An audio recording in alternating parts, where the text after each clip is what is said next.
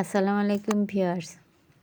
কড়াইটা পোড়া দেখে ভাববেন না যে এটা কিসের মধ্যে রান্না করছি, হাই হিটে পুড়ে গিয়েছে। তো ভিউয়ার্স, ভিডিওটা না টেনে দেখতে থাকুন। ভালো লাগলে লাইক কমেন্ট শেয়ার করবেন আর সাবস্ক্রাইব করতে ভুলবেন না। আমি আজকে বেগুন আলু দিয়ে কই মাছ রান্না করছি।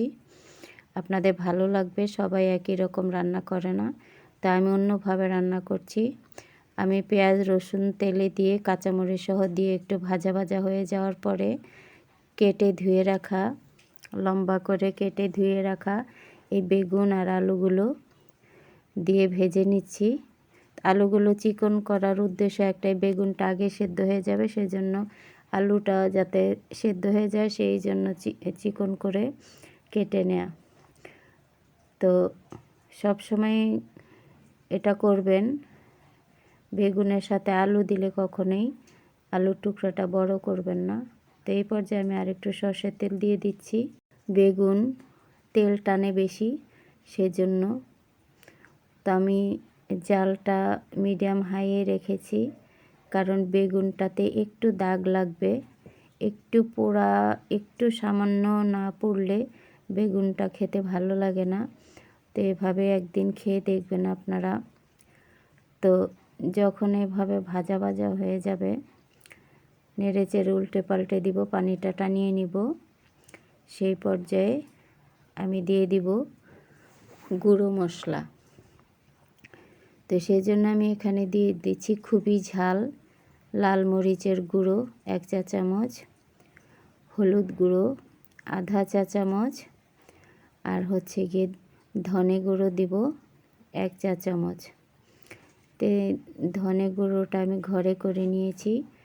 ধনিয়া কিনে শুকিয়ে হালকা তেলে গ্রাইন্ডারে গুঁড়ো করে নিয়েছি। তো এখন কিছুক্ষণ আমি মশলাটা দিয়ে এটা নেড়ে মিশিয়ে নিব ভালোভাবে। তো পোড়াটা কিন্তু, কড়াইয়ের পোড়াটা কিন্তু তরকারির সাথে মিশে যাবে না। দেখুন মরিচটা আমার খুব ঝাল, আর মরিচটা কালারটাও খুবই লাল। তো ভিউয়ার্স, এভাবে ভাজা ভাজা করে বেগুন রান্না করে খাবেন, সামান্য ঝোল দিবেন। তো দেখতে থাকুন।